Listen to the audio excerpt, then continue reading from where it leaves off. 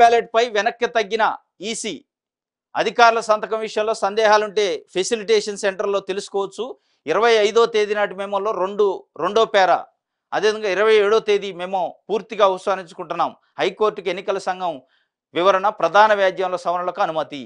ఒక మెమో ఉపసంహరణ, మరో మెమోలో సవరణలు.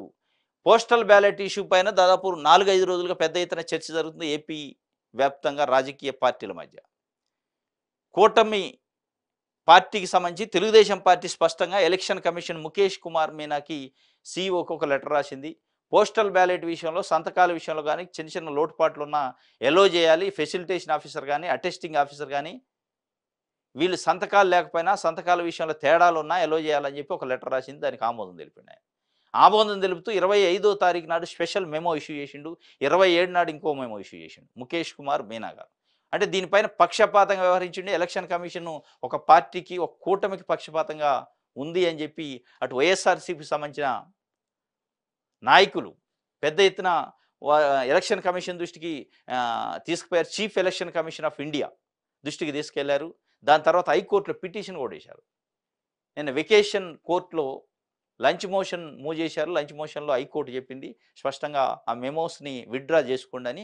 ఎలక్షన్ కమిషన్ సంబంధించిన అడ్వకేట్లు కూడా ఆ ఒక మెమోని పూర్తిగా విత్డ్రా చేసుకున్నాం, ఇంకో మెమోలో పార్షియల్గా ఒక 2 పేరాలను తీసేసినాం అని చెప్పి కోర్టుకు అయితే చెప్పారట.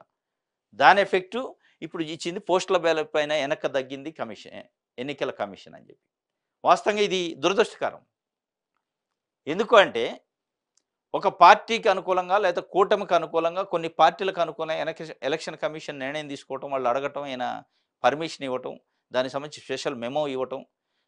2023 జూలై 19న ఎలక్షన్ కమిషన్ ఆఫ్ ఇండియా కొన్ని నిబంధనలు ఇష్యూ చేసింది, గైడ్లైన్స్ ఇష్యూ చేసింది. ఏది పోస్టల్ బ్యాలెట్ని ఎట్లా కన్సిడర్ చేయాలి, పోస్టల్ బ్యాలెట్లో ఉండే లోపాలు ఏంది, ఆ లోపాలను ఎట్లా రాటిఫై చేయాలి, ఎట్లా కన్సిడర్ చేయాలనే దానిపైన నిబంధనలు ఇష్యూ చేసింది. ఆ నిబంధనల పక్కన పెట్టి ఆయన ముఖేష్ కుమార్ మీనా గారు స్పెషల్ ఇంట్రెస్ట్తో, పర్సనల్ ఇంట్రెస్ట్తోని ఈ నెల 25న ఓన్లీ ఏపీకి సంబంధించి ఎన్నికల కౌంటింగ్లో మొత్తం దేశవ్యాప్తంగా ఒక రకమైన నిబంధనలు పాటిస్తుండే ఈయన ఒక రకమైన నిబంధనల్ని ఇష్యూ చేసిండు. దాంట్లో ఒక 2 మెమోలను ఇష్యూ చేసిండు. 25 నాడు ఒకటి, 27 నాడు ఒకటి.